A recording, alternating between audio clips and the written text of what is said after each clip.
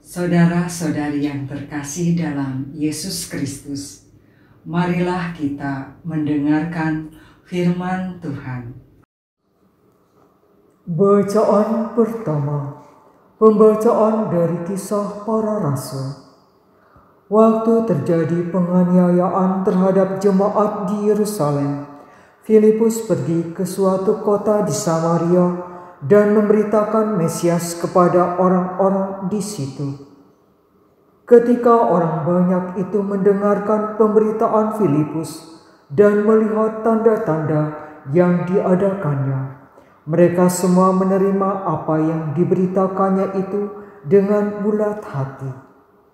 Sebab dari banyak orang yang kerasukan roh jahat, keluarlah roh-roh itu sambil berseru dengan suara keras.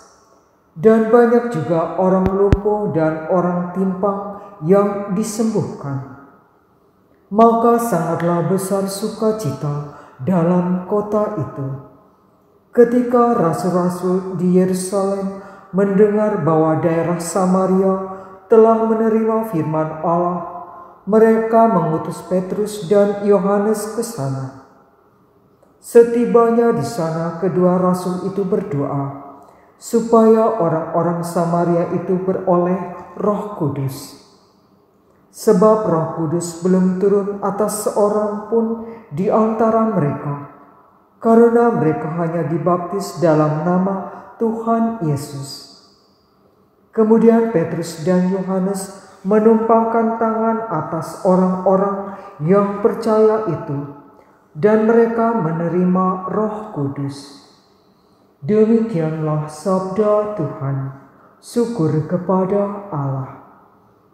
Bacaan kedua, pembacaan dari surat pertama Rasul Petrus. Saudara-saudara terkasih, kuduskanlah Kristus di dalam hatimu sebagai Tuhan. Bersiap sedialah setiap saat untuk memberi pertanggungjawaban kepada tiap-tiap orang yang meminta dari kamu tentang pengharapan yang ada padamu. Tetapi semua itu haruslah kamu lakukan dengan lemah lembut dan hormat, dan dengan hati nurani yang murni, supaya karena hidupmu yang saleh dalam Kristus, mereka yang memfitnah kamu menjadi malu karena fitnahan mereka itu.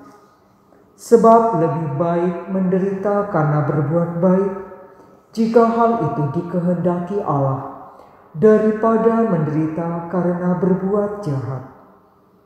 Sebab Kristus pun telah mati satu kali untuk segala dosa kita. Ia yang benar telah mati untuk orang-orang yang tidak benar, supaya ia membawa kita kepada Allah. Ia telah dibunuh dalam keadaannya sebagai manusia, tetapi dibangkitkan menurut Roh. Demikianlah sabda Tuhan.